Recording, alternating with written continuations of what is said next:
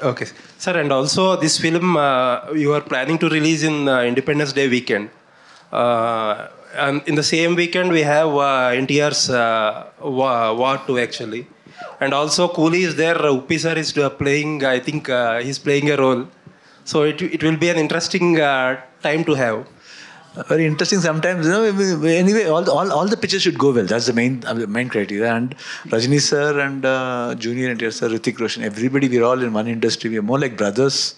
Might be, we'll see, because we announced before. We did not know that they were coming this date. Let's see what's going to happen, because our this one, what CG Works is taking a lot of time. Because they are doing it in Canada, because that's why the release got postponed because of that.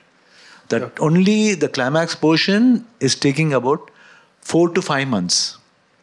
That portion. The interesting points are there where Arjun wants like that, and even the producer is also ready. He says that he wants exactly like that, what my director wants. So it's done in Canada actually. So it's taking some time. We'll see what the best can do. We can do. We'll just plan it up. Looking forward to have you more in Telugu, sir. Yeah, sure. Hopefully you will leave Bangalore and stay in Hyderabad. 100%. I love to.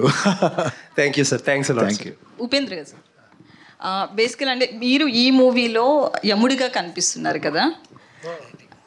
So real లైఫ్లో మీరు యముడైతే ఏ పర్సన్స్ని first పైకి తీసుకెళ్ళిపోవాలనుకుంటారు?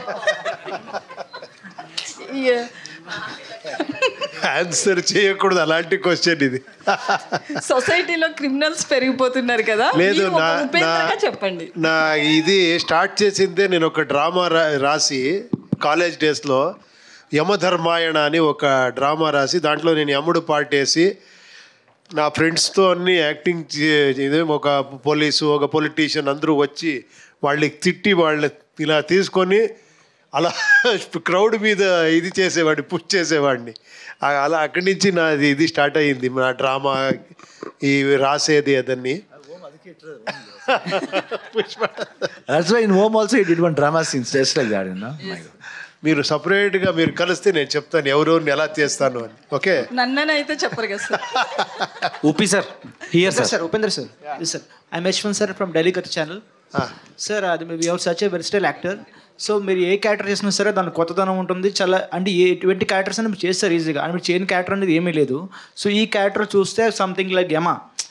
Last scene చూస్తే ఆ కొమ్ములు ఉన్నాయి, horns ఉన్నాయి కదా. So dog scene మీద చూస్తే రెండిట్లో, సో డాగ్ అనేది కాలభైరవ వెహికల్, సో ఈ ఆపోజిట్లో మీరు యమ. సో అంటే మీరిద్దరు పోటీ పడి, సో రాజ్ బి శెట్టి గారు కొంచెం చేస్తున్నారా ట్రావెలింగ్ సినిమా అట్లాగా? స్టోరీనే చెప్తా ఉంటారు, బట్ ఇంతే కాదు, ఇంకేమేమో ఉంది చూడండి. సార్ ఇంకోటి ఓం సినిమా అది రీక్రియేట్ చేశారు మీ ఇద్దరు సీన్ అది. సో మీరు డైరెక్టర్, దాంట్లో ఆయన సో రాజ్ కుమార్ సార్ అయితే దాన్ని హీరో చేశారు. సో ఇది May 19th 30 years అవుతుంది మొత్తం. సో 30 yearsలో ఈ మూవీ రిలీజ్ అయ్యి 650 times రిలీజ్ చేశారు ఆల్ ఓవర్ ఇండియాలో. రికార్డ్ ఇది. సో ఆ మూవీని, ఆ సీన్ మళ్ళీ ఈ సినిమాలో రీక్రియేట్ చేయడానికి మీ డైరెక్టర్ కాలా మీద? లేదు, దానికి ఒక ఇన్నర్ మీనింగ్ ఉంది, అది ఎక్స్ట్రాండరీ ఐడియా అవుతుంది. ఓన్లీ ఓమ్ అంటే ఓన్లీ ఆ క్రేజ్ దీన్ని యూజ్ చేసుకునే డైలాగ్ కాదు, దానికి వెనకాతలో ఒక ఎక్స్ట్రాండరీ మీనింగ్ ఉంది. అది మీరు ఫిల్మ్ చూస్తే తెలుస్తుంది ఎందుకు డైరెక్టర్ హీరో అని ఆ మ్యాటర్ వస్తుంది అని. అంటే ఓమ్ 2 కూడా ఎక్స్పెక్ట్ చేయొచ్చా ఫ్యూచర్లో ఫ్యాన్స్ కోసం? చూస్తాము.